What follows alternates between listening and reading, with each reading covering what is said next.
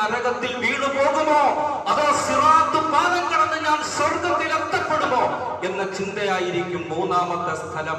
ഈ 3 സ്ഥലങ്ങളിൽ ആരും ആരെയും ഓർക്കുകയില്ല.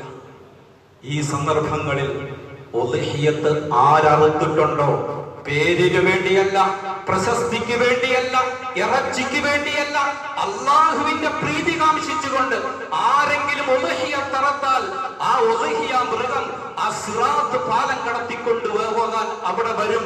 അതാണ് പ്രവാചകൻ പറഞ്ഞത്, അല്ലിമൂ ലഹായാക്കും ഫഇന്നഹാ അലസ്സിറാത്തി മത്തായാക്കും. സിറാത്ത് പാലം കടത്തിക്കൊണ്ട് പോകാനുള്ള വാഹനമാണ് ഉദ്ഹിയ്യത്ത് അറുക്കപ്പെടുന്ന മൃഗം. അതുകൊണ്ട് ആ മൃഗത്തെ ബഹുമാനിക്കണം. പരിശുദ്ധമായ ദീനുൽ ഇസ്ലാമിന്റെ അടിസ്ഥാന ആരാധനാ കർമ്മങ്ങളിൽ വളരെ പ്രധാനപ്പെട്ട ഹജ്ജ് കർമ്മം. ആ ഹജ്ജ് കർമ്മം നിർവഹിക്കപ്പെടുന്നതിന് വേണ്ടി അല്ലാഹു നമുക്ക് നൽകിയ മാസമാണ് ദുൽഹിജ്ജ മാസം. ഹിജ്റ വർഷ കലണ്ടറിലെ അവസാനത്തെ മാസമാണ് ദുൽഹിജ്ജ മാസം. ഈ മാസത്തോടുകൂടി ഈ വർഷത്തെ ദുൽഹിജ്ജ് ഹിജ്റ വർഷം അവസാനിക്കുകയാണ്. അടുത്ത പുതിയ വർഷം മുഹറം മാസത്തോടുകൂടി പിറവി കൊള്ളുകയാണ്. പ്രിയപ്പെട്ട സഹോദരന്മാരെ, ദുൽഹജ്ജ് മാസം എന്ന് പറയുന്നത് വളരെ പവിത്രമായ ദിവസങ്ങളാണ്. പ്രത്യേകിച്ച് അതിലെ ആദ്യത്തെ 10 ദിവസങ്ങൾ വളരെ പവിത്രമാണ്. പക്ഷെ നാം അതിന് വലിയ പ്രാധാന്യം കൽപ്പിക്കപ്പെടുന്നില്ല എന്നുള്ളതാണ് യാഥാർത്ഥ്യം. ദുൽഹിജ്ജ മാസത്തിന് മഹത്വമുണ്ടോ, അതിന്റെ ആദ്യ ദിനങ്ങളുടെ പ്രത്യേകത എന്ത് എന്ന് സത്യത്തിൽ നമ്മൾ മനസ്സിലാക്കുന്നില്ല. പരിശുദ്ധമായ ഖുർആനിൽ സൂറത്തുൽ ഫജ്ർ എന്ന് പറയുന്ന ഒരു സൂറത്തുണ്ട്. അധ്യായം പ്രഭാതം എന്നാണ് അതിന്റെ അർത്ഥം. ആ സൂറത്ത് വൽ ഫജ്ർ വലയാലിൻ അശ്ർ വശഫഇ വൽ വത്ർ. ഈ ആയത്തുകളിലൂടെ ദുൽഹജ്ജ് മാസത്തിലെ ആദ്യത്തെ 10 ദിനങ്ങളുടെ മഹത്വമാണ് അല്ലാഹു സുബ്ഹാനഹു വ തആല പഠിപ്പിക്കുന്നത്. അല്ലാഹു പറഞ്ഞത് വൽ ഫജ്ർ, പ്രഭാതം തന്നെയാണ് സത്യം. ഏത് പ്രഭാതമാണ്? ദുൽഹജ്ജ് മാസത്തിലെ ആദ്യ ദിവസത്തിലെ പ്രഭാതം തന്നെ സത്യം. വലയാലിൻ അശ്ർ, 10 രാത്രികളാണ് സത്യം. വശഫഇ, ഇരട്ട സംഖ്യയാണ് സത്യം. വൽ വത്ർ, ഒറ്റ സംഖ്യയാണ് സത്യം. പ്രിയപ്പെട്ടവരെ, വൽ ഫജ്ർ, ഖുർആൻ വ്യാഖ്യാന പണ്ഡിതന്മാർ ഒരുപാട് വ്യാഖ്യാനങ്ങൾ ഈ ആയത്തുകൾക്ക് പറഞ്ഞിട്ടുണ്ട്. ബഹുമാനപ്പെട്ട ഇബ്നു കസീർ റഹ്മത്തുള്ളാഹി അലൈഹി ലോകം അംഗീകരിച്ച ഖുർആൻ വ്യാഖ്യാന ഗ്രന്ഥം എഴുതിയ മഹാപണ്ഡിതനാണ് ഇബ്നു കസീർ. അദ്ദേഹം എഴുതിയ ഖുർആൻ വ്യാഖ്യാനം ഇബ്നു കസീർ, തഫ്സീർ ഇബ്നു കസീർ എന്ന നാമത്തിൽ ലോകം അറിയപ്പെടുന്നു. ലോകം അംഗീകരിക്കുന്ന ഖുർആൻ വ്യാഖ്യാന ഗ്രന്ഥമാണ്. ആ ഗ്രന്ഥത്തിൽ അദ്ദേഹം വൽ ഫജ്ർ, ഈ ആയത്തിന് തഫ്സീർ പറഞ്ഞത്, ഈ ആയത്ത് വിശദീകരിച്ചുകൊണ്ട് അദ്ദേഹം പറഞ്ഞത് ദുൽഹജ്ജ് മാസത്തിലെ ആദ്യത്തെ പ്രഭാതമാണ് സത്യം. അത് ഇന്നലെ കഴിഞ്ഞുപോയി. വലയാലിൻ അശ്ർ, ദുൽഹജ്ജ് 1 മുതൽ ബലിപ്പെരുന്നാൾ ദിവസം വരെ, അറബ് നടത്തപ്പെടുന്ന ദിവസം വരെ. ദുൽഹജ്ജ് 10-നാണല്ലോ ബലിപ്പെരുന്നാൾ. ഈ 10 ദിവസങ്ങൾ. എന്നിട്ട് അല്ലാഹു പറയുന്നു വശഫഇ, ഇരട്ടയാണ് സത്യം. ഇരട്ട കൊണ്ടുള്ള ഉദ്ദേശം ദുൽഹജ്ജ് 10. ദുൽഹജ്ജ് 10 ആ ദിവസത്തെ അല്ലാഹു സത്യം ചെയ്യുകയാണ്. വൽ വത്ർ, ഒറ്റയാണ് സത്യം. ഒറ്റ എന്ന് പറഞ്ഞാൽ ദുൽഹജ്ജ് 9 അറഫ ദിവസമാണ് സത്യം. പെരുന്നാൾ ദിവസമാണ് സത്യം. ദുൽഹജ്ജ് മാസത്തിന്റെ പ്രഥമ ദിവസത്തിന്റെ പ്രഭാതം തന്നെയാണ് സത്യം. ദുൽഹജ്ജ് മാസത്തിന്റെ രാപ്പകലുകളാണ് സത്യം. പ്രിയപ്പെട്ടവരെ, സത്യം ചെയ്ത് എന്താ പറയുന്നത് എന്ന് വിശദീകരിക്കാൻ നമ്മുടെ മുമ്പിൽ സമയമില്ല. അല്ലാഹു സുബ്ഹാനഹു വ തആല സത്യം ചെയ്യാൻ വേണ്ടി തെരഞ്ഞെടുക്കപ്പെട്ട ദിവസമെന്ന നിലയ്ക്ക് ഈ ദിവസത്തിന് വലിയ പ്രാധാന്യമുണ്ട്, വലിയ മഹത്വമുണ്ട്. നാം അതിന്റെ മഹത്വം വിസ്മരിച്ച് കളയരുത്. ബഹുമാനപ്പെട്ട ജാബിർ റളിയല്ലാഹു അൻഹുവിനെ തൊട്ട് നിവേദനം ചെയ്യപ്പെടുന്ന ഹദീസിൽ കാണാൻ കഴിയും, ബഹുമാനപ്പെട്ട നബി തിരുമേനി സല്ലല്ലാഹു അലൈഹി വസല്ലമ തങ്ങൾ പറഞ്ഞു, അഫ്ളലു അയ്യാമി ദുനിയ അയ്യാമുൽ അശ്ർ. ദുനിയാവിലെ ദിവസങ്ങളിൽ വെച്ച് ഏറ്റവും ഉത്കൃഷ്ടമായ ദിവസങ്ങൾ ദുൽഹജ്ജ് മാസത്തിലെ ആദ്യത്തെ 10 ദിവസങ്ങളാണ്. ഒരു വർഷത്തിലെ ദിവസങ്ങളിൽ വെച്ച് ഏറ്റവും ഉത്കൃഷ്ടമായ ദിവസങ്ങൾ ദുൽഹജ്ജ് മാസത്തിലെ ആദ്യത്തെ 10 ദിവസങ്ങളാണ്. അപ്പം റമളാൻ മാസമോ? റമളാനെക്കാട്ടിലും മഹത്വമുണ്ടോ ദുൽഹജ്ജിന്? അതില്ല. പകലുകളെ പരിഗണിക്കുമ്പോൾ ഒരു വർഷത്തിലെ ഏറ്റവും ഉത്കൃഷ്ടമായ പകലുകൾ ദുൽഹജ്ജ് മാസത്തിലെ ആദ്യത്തെ 10 പകലുകളാണ്. രാത്രികളെ പരിഗണിക്കുമ്പോൾ വിശുദ്ധമായ റമളാനിന്റെ അവസാനത്തെ 10 രാത്രികളാണ്. ശ്രദ്ധിച്ചിരിക്കണം. കാരണം ദുൽഹജ്ജ് മാസത്തിലെ ആദ്യത്തെ 10 ദിവസത്തിലാണ് അറഫ ദിവസം. ഒരു വർഷത്തിലെ പകലുകളിൽ ഏറ്റവും ഉത്കൃഷ്ടമായ പകല് അറഫയുടെ പകലാണെന്ന് നബി മുഹമ്മദുർ റസൂലുള്ളാഹി. ആ അവസാനത്തെ 10 ഒരു ദിവസമാണ് ദുൽഹജ്ജ് 10 ബലിപ്പെരുന്നാൾ. എന്നാൽ പ്രിയപ്പെട്ടവരെ, രാത്രികളെ പരിഗണിക്കുമ്പോൾ വിശുദ്ധമായ റമളാനിന്റെ അവസാനത്തെ 10 രാത്രികളാണ്. കാരണം ആ രാത്രികളിലാണ് വിശുദ്ധമായ ഖുർആൻ അവതരിപ്പിക്കപ്പെട്ടത്. ആ അവസാനത്തെ 10 ഒരു രാത്രിയാണ് 1000 മാസങ്ങളെക്കാൾ ഉത്കൃഷ്ടമായ രാത്രി എന്ന് ഖുർആൻ പരിചയപ്പെടുത്തിയത്. ആ രാത്രി ഉൾക്കൊള്ളുന്നത് കൊണ്ട് തന്നെ വിശുദ്ധമായ റമളാനിന്റെ അവസാനത്തെ 10 രാത്രികളാണ് ഒരു വർഷത്തെ രാത്രികളിൽ ഏറ്റവും ഉത്കൃഷ്ടമായ രാത്രികൾ.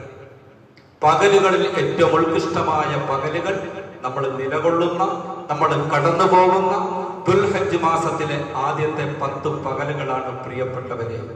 അതുകൊണ്ട് വളരെ പവിത്രമായ മാസത്തിലാണ് നാം നിലകൊള്ളുന്നത് എന്ന് നാം മനസ്സിലാക്കണം. ഈ മാസത്തിന്റെ ഈ ദിവസങ്ങളുടെ പ്രാധാന്യം നാം അവഗണിക്കരുത്. കാരണം ഒരു വർഷത്തിലെ വിശുദ്ധ ഇസ്ലാമിലെ എല്ലാ ആരാധനാ കർമ്മങ്ങളും സമ്മേളിക്കുന്ന രാപ്പകലുകളാണ് ദുൽഹജ്ജ് മാസത്തിലെ ആദ്യത്തെ 10 രാപ്പകലുകൾ. ഈ അവസാനത്തെ 10 നമസ്കാരമുണ്ട്, ഈ അവസാനത്തെ 10 അറവുണ്ട്, ഈ അവസാനത്തെ ദിവസങ്ങളിൽ നോമ്പുണ്ട്, അറഫ ദിവസത്തെ നോമ്പ്. ഈ ആദ്യത്തെ 10 ദിവസങ്ങളിലാണ് ഹജ്ജ് നടക്കുന്നത്. ഇസ്ലാമിന്റെ ആരാധനാ കർമ്മങ്ങളുടെ സംഗമ ദിവസങ്ങളാണ് ദുൽഹജ്ജ് മാസത്തിലെ ആദ്യത്തെ 10 ദിവസങ്ങൾ. റമളാനിൽ ഹജ്ജില്ല. റമളാനിൽ ഹജ്ജ് ഒഴിച്ച് എല്ലാ കർമ്മങ്ങളും ഉണ്ട്.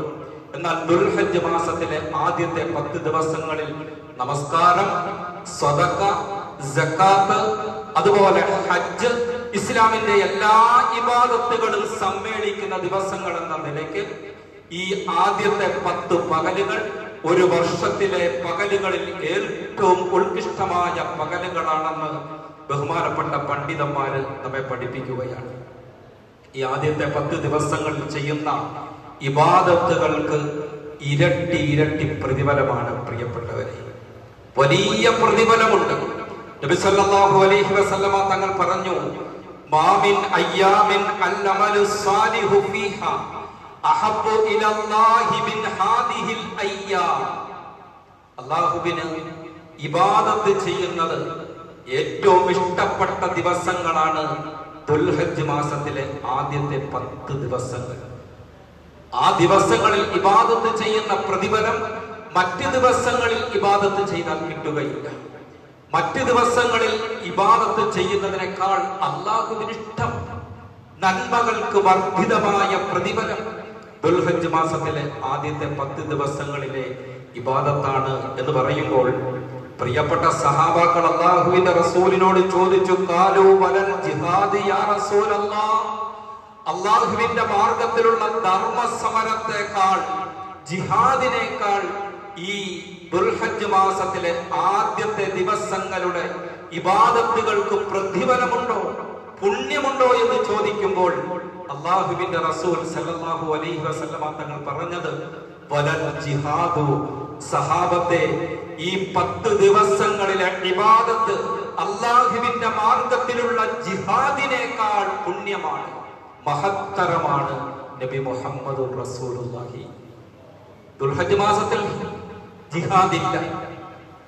ജിഹാദ് നിരോധിക്കപ്പെട്ട, യുദ്ധം നിഷിദ്ധമാക്കപ്പെട്ട മാസമാണ് ദുൽഹജ്ജ് മാസം. ദുൽഹജ്ജ് മാസമല്ലാത്ത മറ്റു മാസങ്ങളിൽ അള്ളാഹുവിന്റെ മാർഗത്തിൽ ധർമ്മസമരം നടത്തുന്നതിനേക്കാൾ പ്രതിഫലം ഈ പുണ്യമായ ദുൽഹജ്ജ് മാസത്തിലെ ഇബാദത്തുകൾ കാണുന്നു നബി മുഹമ്മദ് മുസ്തഫ. ഒന്നാലോചിച്ച് നോക്കിയേ, വലിയ പ്രതിഫലമാണ് ഈ ദിവസങ്ങളിലുള്ള ഇബാദത്തിന്. പ്രിയപ്പെട്ടവരെ, അതുകൊണ്ട് മഹാനായ സയ്യിദുനാ റസൂലുള്ളാഹി സ്വല്ലല്ലാഹു അലൈഹി വസല്ലമ തങ്ങൾ പറഞ്ഞു, ഫഅക്സിറു ഫീഹിന്ന മിനൽ തഹ്ലീലി വത്തക്ബീരി വത്തഹ്മീദ്. ഈ ദിവസങ്ങളിൽ നിങ്ങൾ തഹ്ലീൽ അധികരിപ്പിക്കണം, ലാ ഇലാഹ ഇല്ലല്ലാഹ് എന്ന ദിക്ർ നിങ്ങൾ അധികരിപ്പിക്കണം. വത്തക്ബീർ, തക്ബീർ നിങ്ങൾ ധാരാളമായി ചൊല്ലണം. വത്തഹ്മീദ്, തഹ്മീദും നിങ്ങൾ ചൊല്ലണം എന്ന് നബി മുഹമ്മദ് മുസ്തഫ. ഈ ദിവസങ്ങൾ ശ്രദ്ധിച്ചിരിക്കണം. മഴ ഇവിടെ പെയ്തോട്ടെ. മഴ അള്ളാഹുവിന്റെ കാരുണ്യമാണല്ലോ. ഞാൻ ഈ പറയുന്നത് നിങ്ങൾ ശ്രദ്ധിക്കണം. ഈ ദിവസങ്ങളിൽ നമ്മൾ അധികമായി ചൊല്ലേണ്ടത് ലാ ഇലാഹ ഇല്ലല്ലാഹ്, അല്ലാഹു അക്ബർ, അൽഹംദുലില്ലാഹ് എന്ന ദിക്റുകളാണ്. പ്രിയപ്പെട്ടവരെ, ഈ ദിക്റുകൾ അല്ലാഹുവിന് വലിയ ഇഷ്ടമാണ്. ഇന്നല്ലാഹ അസ്തഫാ മിനൽ കലാമി അർബഅ. അല്ലാഹുവിന് ഏറ്റവും ഇഷ്ടപ്പെട്ട 4 വചനങ്ങളുണ്ട്. 4 വചനങ്ങൾ അല്ലാഹുവിന് വലിയ ഇഷ്ടമാണ്. ആ 4 വചനങ്ങൾ: 1 സുബ്ഹാനല്ലാഹ്, 2 അൽഹംദുലില്ലാഹ്, 3 ലാ ഇലാഹ ഇല്ലല്ലാഹ്, 4 അല്ലാഹു അക്ബർ.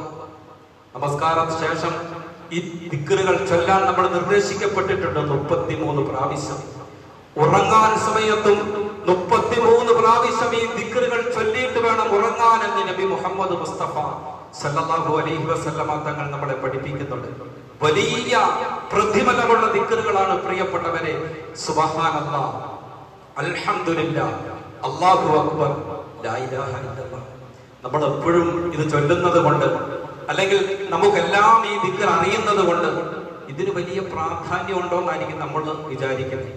നമുക്ക് ഉച്ചരിക്കാൻ പ്രയാസമുള്ള ഒരു നീണ്ട ദിക്റൊക്കെ കേൾക്കുമ്പോഴാണ് അതൊരു ദിക്റാണെന്നൊക്കെ നമുക്ക് തോന്നുന്നത്. ആ ദിക്റുകൾ ചൊല്ലിയാൽ, നീണ്ട ദിക്റുകൾ, ഉച്ചരിക്കാൻ പ്രയാസകരമായ ചില ദിക്റുകൾ, അത് ചൊല്ലിയാൽ വലിയ പ്രതിഫലം ഉണ്ടെന്ന് നമുക്ക് തോന്നും. എന്നാൽ അല്ലാഹുവിന് ഏറ്റവും ഇഷ്ടപ്പെട്ട ദിക്റുകൾ സുബ്ഹാനല്ലാഹ്, അൽഹംദുലില്ലാഹ്, ലാ ഇലാഹ ഇല്ലല്ലാഹ്, അല്ലാഹു അക്ബർ. പ്രിയപ്പെട്ടവരെ, ഈ 4 ദിക്റും ഉൾക്കൊള്ളുന്ന പരിശുദ്ധമായ ദിക്ർ, ഈ 4 ദിക്റിനെയും കോർത്തിണക്കി നബി സല്ലല്ലാഹു അലൈഹി വസല്ലമ തങ്ങൾ നമുക്ക് പഠിപ്പിച്ചു. സുബ്ഹാനല്ലാഹി വൽഹംദുലില്ലാഹി വലാ ഇലാഹ ഇല്ലല്ലാഹു, അല്ലാഹു അക്ബർ. എല്ലാവർക്കും അറിയില്ലേ? ഈ 10 ദിവസങ്ങളിൽ നമ്മൾ ഈ ദിക്ർ ധാരാളമായിട്ട് ചൊല്ലണം. എണ്ണമൊന്നുമില്ല, 100 1000 എണ്ണമൊന്നുമില്ല. ധാരാളമായി നിങ്ങൾ ഈ ദിവസങ്ങളിൽ അധികരിപ്പിക്കണമെന്നാണ് നബി സല്ലല്ലാഹു അലൈഹി വസല്ലമ തങ്ങൾ നമ്മളെ പഠിപ്പിക്കുന്നത്. അതുകൊണ്ട് പ്രിയപ്പെട്ടവരെ, എപ്പോഴും നടക്കുന്ന വഴിയിലും ഉദ്ഹിയ്യത്തിന്റെ മൃഗത്തെ കാണുമ്പോഴും വണ്ടി ഓടിക്കുമ്പോഴും നമ്മൾ ഫ്രീ ടൈമുകളിലും ഒക്കെ സുബ്ഹാനല്ലാഹി വൽഹംദുലില്ലാഹി വലാ ഇലാഹ ഇല്ലല്ലാഹു, അല്ലാഹു അക്ബർ എന്നിങ്ങനെ ചൊല്ലണം. അറിയില്ല എല്ലാവർക്കും ഇത്? എല്ലാവരും ചൊല്ലിക്ക, സുബ്ഹാനല്ലാഹി വൽഹംദുലില്ലാഹി വലാ ഇലാഹ ഇല്ലല്ലാഹു, അല്ലാഹു അക്ബർ. വലിയ പ്രതിഫലമാണ്, മറക്കരുത്. നിങ്ങൾ ധാരാളമായി ഇനിയുള്ള ദിവസങ്ങളിൽ ഇത് അധികരിപ്പിക്കണം. അല്ലാഹു നമുക്ക് തൗഫീഖ് നൽകി അനുഗ്രഹിക്കുമാറാകട്ടെ. അപ്പൊ പ്രിയപ്പെട്ടവരെ, ഈ 10 ദിവസങ്ങളിൽ എല്ലാ ഇബാദത്തിനും വലിയ പ്രതിഫലമാണ്. ഖുർആൻ ഓതുന്നതിന് പ്രതിഫലമാണ്, ദിക്റുകൾ ചൊല്ലുന്നതിന് പ്രതിഫലമാണ്, ദാനധർമ്മങ്ങൾക്ക് പ്രതിഫലമാണ്. ഈ ദിവസങ്ങളിൽ ചെയ്യുന്ന ഏറ്റവും വലിയ ഇബാദത്തായി നമ്മളെ പഠിപ്പിക്കപ്പെടുന്നത്, ഞാൻ നേരത്തെ 2 ആഴ്ചകൾക്ക് മുമ്പ് പറഞ്ഞതുപോലെ, അള്ളാഹുവിന്റെ മാർഗത്തിലുള്ള ബലികർമ്മത്തിനാണ്. ഈ 10 ദിവസങ്ങളിൽ ഒരു മനുഷ്യൻ ചെയ്യുന്ന ഏറ്റവും വലിയ ദാനം ബലിദാനമാണ്. പെരുന്നാൾ ദിവസം ഒരു മനുഷ്യൻ ചെയ്യുന്ന ഏറ്റവും വലിയ പുണ്യകർമ്മം, അള്ളാഹുവിലേക്ക് ഏറ്റവും പ്രിയങ്കരമായ കർമ്മം, അള്ളാഹുവിന്റെ മാർഗത്തിൽ മൃഗങ്ങളെ ബലിയർപ്പിക്കലാണ്. അള്ളാഹു നമുക്ക് നൽകിയ സമ്പത്ത്, ആ സമ്പത്തിനോടുള്ള കടമ പൂർത്തീകരിച്ചുകൊണ്ട് ആ പണം കൊണ്ട് നമുക്ക് ഏറ്റവും ഇഷ്ടപ്പെട്ട പണം, ആ പണം വിനിയോഗിച്ചൊരു മാടിനെ വാങ്ങിച്ച് അള്ളാഹുവിന്റെ നാമം ഉച്ചരിച്ച് ഇബ്രാഹിം നബിയുടെ പാത പിന്തുടർന്ന് ഹബീബായ പ്രവാചകന്റെ സുന്നത്ത് അനുധാവനം ചെയ്തുകൊണ്ട് ബലിപ്പെരുന്നാൾ സുദിനത്തിൽ നിർവഹിക്കുന്ന ബലികർമ്മമുണ്ടല്ലോ, ഉദ്ഹിയത്ത്, അതാണ് അള്ളാഹുവിന് ഏറ്റവും ഇഷ്ടപ്പെട്ട കർമ്മം. തക്ബീർ ചൊല്ലലല്ല, കുളിക്കലല്ല, പുതിയ ഡ്രസ് ധരിക്കലല്ല, പെരുന്നാൾ നമസ്കരിക്കലല്ല. അള്ളാഹിന് ഏറ്റവും ഇഷ്ടപ്പെട്ട കർമ്മം ബലിയറുക്കലാണ്. ബലിയറുക്കലാണ് നബി മുഹമ്മദ് മുസ്തഫ. ഒരുപാട് സഹോദരന്മാർ അൽഹംദുലില്ലാ ബലിമൃഗത്തെ വാങ്ങിച്ചു നിർത്തിയിട്ടുണ്ട്. ഒരുപാട് ആളുകൾ അതിനുവേണ്ടി ഷെയർ കൂടിയിട്ടുണ്ട്. അള്ളാഹു എല്ലാവരുടെയും ബലികർമ്മങ്ങൾ സ്വീകരിക്കുമാറാകട്ടെ. എല്ലാവരുടെയും ബലികർമ്മങ്ങൾ അള്ളാഹു സ്വീകരിക്കട്ടെ.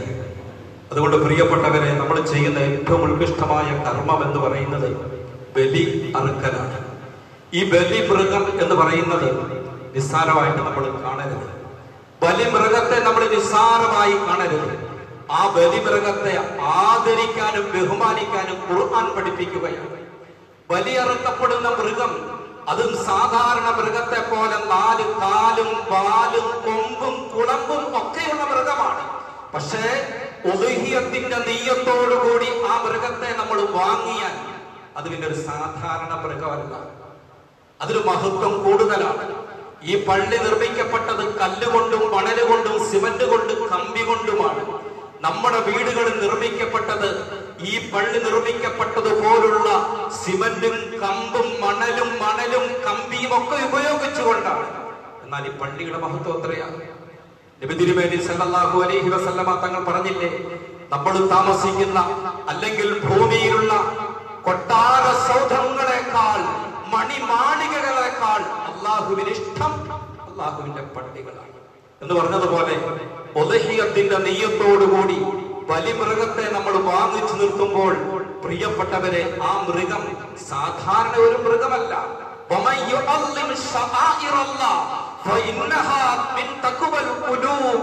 ഖുർആൻ പറഞ്ഞു, അള്ളാഹുവിന്റെ ചിഹ്നമാണ് ബലിമൃഗം, അള്ളാഹുവിന്റെ അടയാളമാണ് ബലിമൃഗം. ആ ബലിമൃഗത്തെ നിങ്ങൾ ബഹുമാനിക്കണം, ആദരിക്കണമെന്ന് വിശുദ്ധ ഖുർആൻ സൂറത്തുൽ ഹജ്ജിലൂടെ നമ്മളെ പഠിപ്പിക്കുമ്പോൾ പ്രിയപ്പെട്ടവരെ, ഹബീബായ പ്രവാചക തിരുമേനി സല്ലല്ലാഹു അലൈഹി വസല്ലമ തങ്ങൾ പറഞ്ഞു, അള്ളിമൂ ലഹായാകും ഫഇന്നഹാ അലാ സിറാത്തി മത്തായാകും. അള്ളിമൂ, നിങ്ങൾ തഅലീം ചെയ്യണം, നിങ്ങൾ ബഹുമാനിക്കണം. ലഹായാകും, നിങ്ങളുടെ ബലിമൃഗങ്ങളെ പട്ടിണിക്കിടരുത്. ബലി കൊടുക്കുന്ന സഹോദരന്മാർ, അതിൽ ഷെയർ കൂടിയിട്ടുള്ള സഹോദരന്മാർ പ്രത്യേകം ശ്രദ്ധിച്ച് കേൾക്കണം. നിങ്ങളുടെ ബലിമൃഗങ്ങളെ നിങ്ങൾ പട്ടിണിക്കിടരുത്, അതിനെ നിങ്ങൾ നോക്കിക്കരുത്, അതിനെ പ്രയാസപ്പെടുത്തരുത്. ബഹുമാനത്തോടെ സ്നേഹത്തോടെ വേണം അതിനോട് നിങ്ങൾ ഇടപെടാൻ. നിങ്ങൾ അതിന്റെ പുറത്ത് ശരീരത്തിൽ സ്നേഹത്തോടെ തടകണം. തടകുമ്പോൾ തക്ബീർ ചൊല്ലണം. ഇത് ഉദ്ഹിയത്തിന്റെ മൃഗമാണ്, സിറാത്ത് പാലം കടത്താനുള്ള എന്റെ വാഹനമാണ് എന്ന ചിന്തയോടുകൂടി വേണം പ്രിയപ്പെട്ടവരെ ബലിമൃഗത്തോട് നമ്മൾ പെരുമാറാൻ. വലിയ സ്നേഹമായി ഉപദ്രവിക്കരുത്. അറക്കാൻ വേണ്ടി, ബലി അറുക്കുന്നതിന് വേണ്ടി പള്ളിയിലേക്ക് കൊണ്ടുവരുമ്പോൾ പോലും അതിനെ തെളിച്ചു കൊണ്ടുവരുമ്പോൾ വളരെ ബഹുമാനത്തോടെ വേണം അതിനെ തെളിച്ചു കൊണ്ടുവരാൻ. അടിച്ചു കൊണ്ടുവരരുത്, മൂക്കുകയിൽ പിടിച്ചു വലിക്കരുത്, ഉപദ്രവിക്കരുത്, വേദനയെടുപ്പിക്കരുത്. കാരണം സിറാത്ത് പാലം കടത്തിക്കൊണ്ടു പോകാനുള്ള വാഹനമാണ് നാം ഈ ഭൂമിയിൽ വെച്ചറക്കുന്ന ബലിമൃഗമെന്ന് ഷഫീഉന മുഹമ്മദ് റസൂലുള്ളാഹി സ്വല്ലല്ലാഹു അലൈഹി വസല്ലം പഠിപ്പിക്കുകയാണ്. പ്രിയപ്പെട്ടവരെ, ബലിയിറക്കാൻ നിവർത്തിയുള്ളവര് നിർത്തല്ലേ. ഇനി അതിൽ ഷെയർ കൂടാൻ കഴിവുള്ളവരുണ്ടെങ്കിൽ, ഒരു മൃഗത്തെ സ്വന്തമായി വാങ്ങിച്ച് അറക്കാൻ കഴിവുള്ളവരുണ്ടെങ്കിൽ അത് വാങ്ങിക്കണം. ഇനി നമുക്കൊരു ചാൻസ് കിട്ടണമെന്നില്ല. വരുന്ന കൊല്ലമാകാമെന്ന് നമ്മൾ പറയണ്ട. അള്ളാഹു പണം തന്നാൽ ആ തന്ന പണം അള്ളാഹു പറഞ്ഞ മാർഗത്തിൽ അത് വിനിയോഗിക്കാനും അള്ളാഹുവിന് സമർപ്പിക്കാനും തയ്യാറാകണം. ഇനി ഒരു ചാൻസ് നോക്കി നമ്മൾ നിൽക്കേണ്ട. അതുകൊണ്ട് ഉദ്ഹിയ തറക്കാനുള്ള പണം അള്ളാഹു ആർക്കെങ്കിലും തന്നിട്ടുണ്ടെങ്കിൽ ഇനി ദിവസങ്ങളുണ്ട് മൃഗത്തെ വാങ്ങാൻ. വാങ്ങിക്കണം പ്രിയപ്പെട്ടവരെ. ദുനിയാവിലൊരു വാഹനത്തിന് വേണ്ടി നമ്മൾ എത്ര രൂപയാ മടക്കുന്നത്? നമുക്കിഷ്ടപ്പെട്ട മോഡലിൽ ഒരു വാഹനം കിട്ടുമ്പോൾ മോഹവില എന്ന് പറഞ്ഞ പേരിൽ നമ്മൾ മോഹവില കൊടുത്ത് വാങ്ങാറില്ലേ?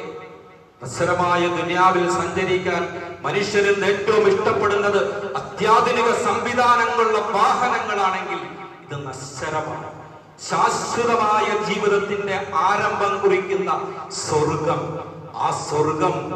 ആ സ്വർഗത്തിലേക്കുള്ള പാലമാണ് സിറാത്ത് പാലം.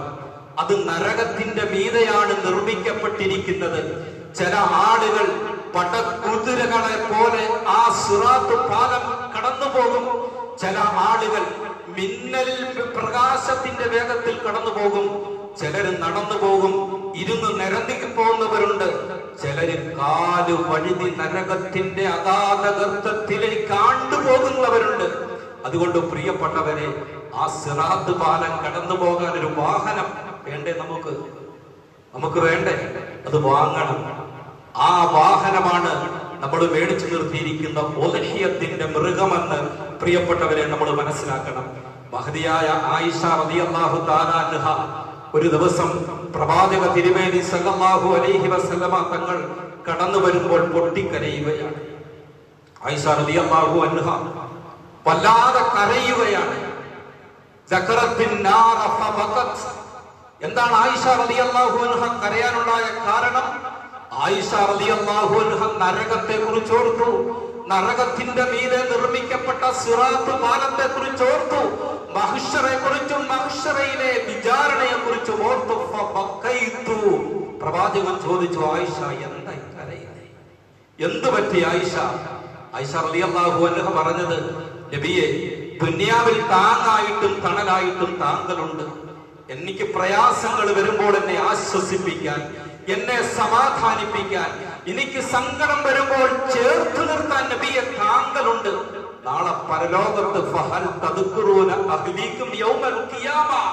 പരലോകത്ത് എന്റെ പ്രയാസങ്ങൾ ഒപ്പാൻ, പ്രയാസങ്ങൾ എന്നെ ചേർത്ത് നിർത്താൻ, എന്റെ സങ്കടങ്ങൾ അത് ആശ്വസിപ്പിക്കാൻ നബിയെ താങ്കൾ ഉണ്ടാകുമോ പരലോകത്ത് എന്നോടൊപ്പം? ആയിഷ റളിയല്ലാഹു അൻഹയോട് പ്രിയപ്പെട്ട പ്രവാചകൻ സല്ലല്ലാഹു അലൈഹി വസല്ലമ തങ്ങൾ പറഞ്ഞു, ആയിഷ ഫീ സലാസതി മവാത്തിന ഫലാ യദ്കുറു അഹദൻ അഹദാ. ആയിഷ, 3 സ്ഥലങ്ങളിൽ പരലോകത്ത് ആരും ആരെയും ഓർക്കുകയില്ല. ദുനിയാവിൽ നമുക്ക് പലരും കാണും. ഭാര്യയെ സഹായിക്കാൻ ഭർത്താവ് ഉണ്ടാകും, മക്കളെ സഹായിക്കാൻ മാതാപിതാക്കളെ സഹായിക്കാൻ മക്കൾ, ഫ്രണ്ട്സുകൾ അങ്ങോട്ടും ഇങ്ങോട്ടും സഹായിക്കും. എന്നാൽ ആരും ആരെയും ഓർക്കാത്ത 3 സ്ഥലങ്ങളുണ്ട്. ആ 3 സ്ഥലങ്ങളിൽ ഒന്നാമത്തെ സ്ഥലം, പ്രിയപ്പെട്ടവരെ, നമ്മൾ ചെയ്ത നന്മ തിന്മകൾ തൂക്കപ്പെടുന്ന മീസാൻ എന്ന ത്രാസ്. നമ്മുടെ നന്മകൾ തിന്മകൾ തൂക്കപ്പെടും. فمن ثقلت موازينه فاولئك هم المفلحون. അല്ലാഹു പറയുന്നു, മീസാൻ സത്യമാണ്. നമ്മുടെ നന്മകളും തിന്മകളും അവിടെ തൂക്കപ്പെടും. അവിടെ ആരുടെ തട്ട്, നന്മയുടെ തട്ട് ഭാരം കൊണ്ട് മുൻതൂക്കമുള്ളതാകുന്നോ, നന്മയുടെ തട്ട് ഭാരം കൊണ്ട് താഴുന്നോ, ഫഉലൈക ഹുമുൽ മുഫ്ലിഹൂൻ, അവർക്കായിരിക്കും വിജയം. തിന്മയുടെ തട്ടാണ് ഭാരം കൊണ്ട് കൂടുന്നതെങ്കിൽ അവർ വലിയ പരാജയത്തിലായിരിക്കും. അള്ളാഹു നമ്മളെ കാത്തുരക്ഷിക്കുമാറാകട്ടെ. ഈ നന്മ തിന്മ തൂക്കപ്പെടുന്ന സമയത്ത് എന്റെ തട്ട് നന്മ കൊണ്ടായിരിക്കുമോ ഭാരം കൂടുന്നത്, അതോ തിന്മ കൊണ്ടായിരിക്കുമോ ഭാരം കൂടുന്നത്? ഈ ചിന്തയിലായിരിക്കും. ഈ സന്ദർഭത്തിൽ ആരും ആരെയും ഓർക്കുകയില്ല. രണ്ടാമത്തെ സന്ദർഭം, നമ്മൾ ചെയ്ത ഓരോ അമലുകളും ഓരോ വാക്കുകളും നോക്കുകളും എല്ലാം രണ്ട് മലക്കുകൾ രേഖപ്പെടുത്തി വെക്കുകയാണ്. ഇതൊക്കെ വിശാലമായി പറയേണ്ട വിഷയങ്ങളാണ്. ഞാൻ ഓടിച്ചു പറഞ്ഞ് നമ്മുടെ പ്രധാനപ്പെട്ട വിഷയത്തിലേക്ക് പോവുകയാണ്. പ്രിയപ്പെട്ടവരെ, എല്ലാം രേഖപ്പെടുത്തി വെക്കും. നാളെ ഈ കിതാബ്, ആ കർമ്മ പുസ്തകം, നന്മ തിന്മകൾ എഴുതപ്പെട്ട ആ ഗ്രന്ഥങ്ങൾ നമുക്ക് നൽകപ്പെടും. ചില ആളുകൾക്ക് മുൻപിലൂടെ അവരുടെ വലത് കൈയിൽ നൽകപ്പെടും. ചില ആളുകൾക്ക് പിൻഭാഗത്തിലൂടെ ഇടത് കൈയിൽ നൽകപ്പെടും. എന്റെ കിതാബ് എന്റെ വലത് കൈയിലാണോ നൽകപ്പെടുന്നത്, അതോ എന്റെ ഇടത് കൈയിലാണോ നൽകപ്പെടുന്നത് എന്ന ചിന്തയിലായിരിക്കും ഓരോ മനുഷ്യരും. ഈ സന്ദർഭത്തിലും ആരും ആരെയും ഓർക്കുകയില്ല. ആയിഷ. മൂന്നാമത്തെ സന്ദർഭം, സിറാത്ത് പാലം കിടക്കുമ്പോഴാണ്. പ്രിയപ്പെട്ടവരെ, സിറാത്ത് പാലം കടന്നു പോകുമ്പോൾ എന്റെ കാല് വഴുതി ഞാൻ നരകത്തിൽ വീണു പോകുമോ, അതോ സിറാത്ത് പാലം കടന്ന് ഞാൻ സ്വർഗത്തിൽ എത്തപ്പെടുമോ എന്ന ചിന്തയായിരിക്കും മൂന്നാമത്തെ സ്ഥലം. ഈ മൂന്ന് സ്ഥലങ്ങളിൽ ആരും ആരെയും ഓർക്കുകയില്ല. ഈ സന്ദർഭങ്ങളിൽ ഉദ്ഹിയത്ത് ആരറുത്തിട്ടുണ്ടോ, പേരിന് വേണ്ടിയല്ല, പ്രശസ്തിക്ക് വേണ്ടിയല്ല, ഇറച്ചിക്ക് വേണ്ടിയല്ല, അള്ളാഹുവിന്റെ പ്രീതി കാംക്ഷിച്ചുകൊണ്ട് ആരെങ്കിലും ഉദ്ഹിയത്ത് അറുത്താൽ ആ ഉദ്ഹിയ മൃഗം ആ സിറാത്ത് പാലം കടത്തിക്കൊണ്ട് പോകാൻ അവിടെ വരും. അതാണ് പ്രവാചകൻ പറഞ്ഞത്, അല്ലിമൂ ലഹായാക്കും ഫഇന്നഹാ അലസ്സിറാത്തി മത്തായാക്കും. സിറാത്ത് പാലം കടത്തിക്കൊണ്ട് പോകാനുള്ള വാഹനമാണ് ഉദ്ഹിയത്ത് അറുക്കപ്പെടുന്ന മൃഗം. അതുകൊണ്ട് ആ മൃഗത്തെ ബഹുമാനിക്കണം. ആ സിറാത്ത് പാലം കടന്നു പോകണ്ടേ പ്രിയപ്പെട്ടവരെ? ഒരു വാഹനം മേടിച്ച് നിർത്തണ്ടേ? ഇപ്പോഴേ സാധിക്കുള്ളൂ. അതുകൊണ്ട് അവസരം നഷ്ടപ്പെടുത്തി കളയരുത്. സാമ്പത്തികമുള്ളവര് ഇൻഷാ അല്ലാഹ് ഒരു മൃഗത്തെ, എന്റെ അഭിപ്രായത്തിൽ സ്വന്തമായിട്ട് ഒരു മൃഗത്തെ വാങ്ങിച്ചിറക്കണം. അതിന് കഴിയാത്തവരാണ് ഷെയർ കൂടേണ്ടത്. അല്ലാതെ ഒരു മൃഗത്തെ മേടിച്ചറക്കാൻ നിവൃത്തി ഉണ്ടായിട്ട് ഷെയർ കൂടിയിട്ട് കാര്യമില്ല. അതൊക്കെ അള്ളാൻ അറിയാലോ. നാട്ടുകാരെ പറ്റിക്കാം, ഞാൻ ഒതുക്കത്തിന് ഷെയർ കൂടി, എന്റെ ബാധ്യത ഞാൻ ഒഴിവാക്കിയെന്ന്. അള്ളാന്റെ മുമ്പിൽ കണക്ക് പറയേണ്ടി വരും. ഒരു മൃഗത്തെ സ്വന്തമായി വാങ്ങിച്ചറക്കാൻ നിവൃത്തിയുള്ളവർ ഷെയർ കൂടിയിട്ട് ഒരു കാര്യവുമില്ല. ഷെയർ കൂടാൻ, മൃഗത്തെ സ്വന്തമായി വാങ്ങിക്കാൻ നിവൃത്തിയില്ലാത്തവർ ഷെയർ കൂടണം. അതാണ് ഇസ്ലാം നമ്മളെ പഠിപ്പിക്കുന്നത്. ഷെയർ കൂടി നമ്മൾ തൃപ്തരാകുകയാണ്. അതുകൊണ്ട് പ്രിയപ്പെട്ടവരെ, സ്വന്തമായി ഒരു മൃഗത്തെ വാങ്ങിക്കാൻ കഴിവുള്ളവർ വരുന്ന ബലിപ്പെരുന്നാൾ വരട്ടെ, അപ്പോൾ ആവാം എന്ന് ചിന്തിക്കാതെ ഈ ബലിപ്പെരുന്നാൾ ഞാനൊരു മൃഗത്തെ അറുക്കും, ഞാൻ ബലി കൊടുക്കും എന്ന് നമ്മൾ തീരുമാനമെടുക്കണം, നിയ്യത്ത് ചെയ്യണം. പ്രിയപ്പെട്ടവരെ, ഹജ്ജിനായാലും ഉദ്ഹിയത്തിനായാലും ഇൻഷാ അല്ലാഹ് ഈ വർഷം ഉദ്ഹിയത്ത് കൊടുക്കാത്തവർ ദൃഢമായി ഒരു നിയ്യത്ത് ചെയ്യണം, വരുന്ന കൊല്ലം ഞാൻ കൊടുക്കും എന്ന്. അതുപോലെ വരുന്ന കൊല്ലത്തിന് ഹജ്ജ്. ഈ കൊല്ലം ധാരാളം ആളുകൾ ഹജ്ജിന് പോയി. നമ്മുടെ നാട്ടിലും ഒരുപാട് ആളുകൾ ഹജ്ജിന് പോകാൻ മാർഗമുള്ളവരുണ്ട്.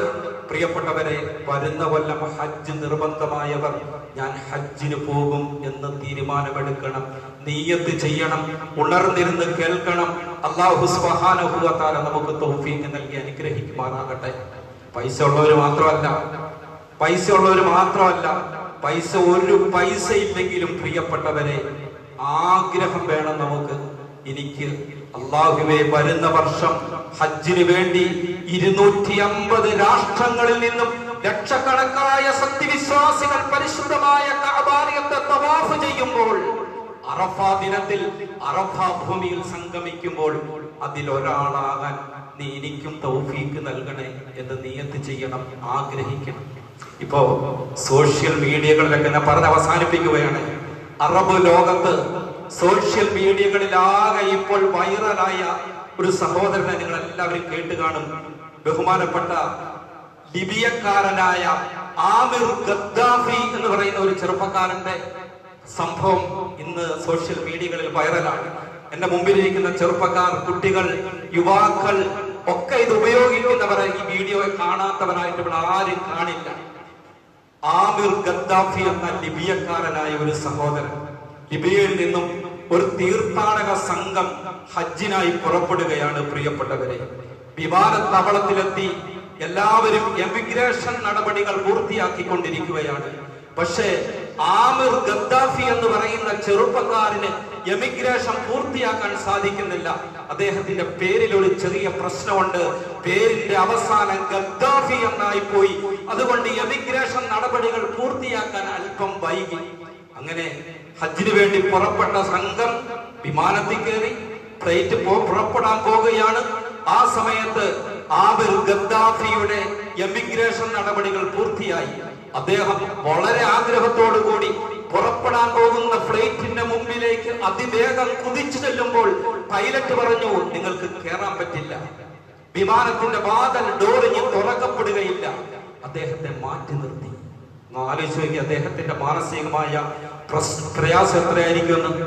ഫ്ലൈറ്റ് പറന്നു ജിദ്ദയെ ലക്ഷ്യമാക്കിക്കൊണ്ട് ഹാജിമാരെ കൊണ്ട് പറന്ന ഫ്ലൈറ്റിൽ ഗദ്ദാഫി എന്ന ലിബിയൻ സഹോദരൻ ഇല്ല. പ്രിയപ്പെട്ടവരെ, പക്ഷേ സ്ഥിതി ആകെ മാറി മറിഞ്ഞു. വിമാനം പുറപ്പെട്ടു. പക്ഷേ തകരാറ് മൂലം വിമാനം വീണ്ടും തിരിച്ചു റിട്ടേൺ വരികയാണ്. ആ വിമാനത്തിന്റെ പ്രശ്നങ്ങൾ പരിഹരിച്ചു. വീണ്ടും ഹാജിമാരെ കൊണ്ട് ഈ ഫ്ലൈറ്റ് പുറപ്പെടാൻ പോകുമ്പോൾ ഈ ലിബിയൻ സഹോദരൻ ആമിർ ഗദ്ദാഫി ആ വിമാനത്തിലേക്ക് കയറാൻ പോകുമ്പോൾ പൈലറ്റ് പറഞ്ഞു, ഇല്ല, കൊണ്ടുപോകാൻ സാധ്യമല്ല. വിമാനത്തിന്റെ ഡോറ് കൊട്ടിയടയ്ക്കപ്പെട്ടു. ഹാജിമാരെ കൊണ്ട് ജിദ്ദയെ ലക്ഷ്യമാക്കിക്കൊണ്ട് ഫ്ലൈറ്റ് പറന്നുയരുകയാണ്. ഗദ്ദാഫി എന്ന് പറയുന്ന സഹോദരൻ നിറകണ്ണുകളോടെ ഹജ്ജിന് പുറപ്പെടാൻ കഴിയാത്ത ദുഃഖത്തോടെ മാനസികമായ പ്രയാസത്തോടെ കഴിയുമ്പോൾ ഉദ്യോഗസ്ഥൻ പറഞ്ഞു, സുരക്ഷാ ഉദ്യോഗസ്ഥൻ പറഞ്ഞു, ഓ, പ്രയാസപ്പെടേണ്ടതേ, ഈ കൊല്ലം അല്ലാഹു ഹജ്ജ് തീരുമാനിച്ചിട്ടുണ്ടാകില്ല, വരുന്ന കൊല്ലം നിങ്ങൾക്ക് പോകാം, സമാധാനത്തോടെ ഇരിക്കെ എന്ന് പറഞ്ഞു. പ്രിയപ്പെട്ടവരെ, നമ്മൾ ഉണർന്നു കേൾക്കണം. ആമിർ ഗദ്ദാഫി എന്ന് പറയുന്ന സഹോദരൻ സുരക്ഷാ ഉദ്യോഗസ്ഥൻ തന്നെ സമാധാനപ്പെടുത്തിയപ്പോൾ അദ്ദേഹം പറഞ്ഞ വാക്കുകൾ നാം ഓർക്കണം. എന്റെ പ്രിയപ്പെട്ട ചെറുപ്പക്കാർ, സഹോദരന്മാർ, ഞാൻ ഹജ്ജിന് പുറപ്പെടാൻ വേണ്ടി വന്നവനാണ്. ഹജ്ജ് നിയ്യത്ത് ചെയ്തുകൊണ്ട് വന്നവനാണ്. അല്ലാഹു ഉദ്ദേശിച്ചാൽ പരിശുദ്ധമായ ഹറമിൽ ഞാൻ എത്തും, ഞാൻ ഹജ്ജ് ചെയ്യും എന്ന് ആമിർ ഗദ്ദാഫി സുരക്ഷാ ഉദ്യോഗസ്ഥന്റെ മുഖത്തു നോക്കി തണ്ടാളത്തോടെ പറഞ്ഞുവെങ്കിൽ പറന്നുപോയ ഫ്ലൈറ്റിന് വീണ്ടും തകരാറ് സംഭവിച്ച് വീണ്ടും ഫ്ലൈറ്റ് തിരികെ വരികയാണ്. രണ്ടാം തവണ ഫ്ലൈറ്റ് പോകുന്നില്ല, മുമ്പോട്ട് സഞ്ചരിക്കാൻ പറ്റുന്നില്ല. ഫ്ലൈറ്റിന് തകരാറ് സംഭവിച്ചു. വീണ്ടും മടങ്ങി വന്ന ഫ്ലൈറ്റ് പ്രിയപ്പെട്ടവരെ, ആ എയർപോർട്ടിലെത്തിയ ഫ്ലൈറ്റ് അതിന്റെ അധികൃതർ പറഞ്ഞു, ഇനി ആമിറില്ലാതെ പുറപ്പെടാൻ പറ്റില്ല. ഇനി ഈ വിമാനം പറക്കണമെങ്കിൽ, ഈ വിമാനം ഉയരണമെങ്കിൽ ഇതിൽ ആമിറുണ്ടാകണമെന്ന് പറഞ്ഞു. പ്രിയപ്പെട്ടവരെ, അങ്ങനെ ആമിറുമായി വിമാനം പറക്കുകയാണ് ജിദ്ദ എയർപോർട്ടിലേക്ക്. വളരെ സുരക്ഷിതമായി ജിദ്ദ എയർപോർട്ടിൽ ആമിറുമായി ആ വിമാനം എത്തിയെങ്കിൽ അദ്ദേഹത്തിന്റെ നീയത്ത് നാം ആലോചിക്കുക. ഉറച്ച നീയത്തുണ്ടെങ്കിൽ ഏതു കാര്യവും നടക്കുമെന്നാണ് ഈ ആഴ്ച നടന്ന ഏറ്റവും പുതിയ സംഭവം നമ്മളെ പഠിപ്പിക്കുന്നത്. ലിബിയക്കാരൻ ആമിർ ഗദ്ദാഫിയുടെ ഈ സംഭവം ഈ ആഴ്ച നടന്ന സംഭവമാണ്. ഉറച്ച നീയത്തുണ്ടെങ്കിൽ എന്ത് നടക്കും, അതിനൊരു തടസ്സവും ഇല്ല. പ്രിയപ്പെട്ടവരെ, അതുകൊണ്ടാണ് 5 നേരത്തെ നമസ്കാരത്തിന് ശേഷം നാം പറയുന്നത്, അല്ലാഹുമ്മ ലാ മാനി അലിമാ അഅതൈത വലാ മുഅതി അലിമാ മനഅത വലാ റാദ്ദ ലിമാ ഖളൈത. അല്ലാഹുവേ, നീ കൊടുത്തത് തടയാൻ ആരുമില്ല, നീ തടഞ്ഞത് കൊടുക്കാനും ആർക്കും സാധ്യമല്ല. വലാ റാദ്ദ ലിമാ ഖളൈത, നിന്റെ തീരുമാനങ്ങളെ മറികടക്കാൻ ലോകത്തൊരു ശക്തിക്കും സാധ്യമല്ല എന്ന അർത്ഥമുള്ള ദിക്റാണ് നമസ്കാരങ്ങൾക്ക് ശേഷം അല്ലാഹു നാം ഉരുവിടുന്നതെങ്കിൽ. ഗദ്ദാഫി ഹജ്ജ് ചെയ്യണമെന്ന് അല്ലാഹു തീരുമാനിച്ചെങ്കിൽ, ഉദ്യോഗസ്ഥന്മാർ അദ്ദേഹത്തെ തടഞ്ഞെങ്കിൽ അതൊന്നും ഒരു പ്രശ്നമില്ല. അവിടെ എത്താൻ അല്ലാഹു തീരുമാനിച്ചെങ്കിൽ ഏത് ഭരണാധികാരി, ഏത് ഉദ്യോഗസ്ഥൻ, എത്ര പ്രതിബന്ധങ്ങൾ ഉണ്ടായാലും സാക്ഷാത്കരിക്കപ്പെടുക തന്നെ ചെയ്യും. അതുകൊണ്ട് പ്രിയപ്പെട്ടവരെ, നീയത്തിന് വലിയ വിലയുണ്ട്.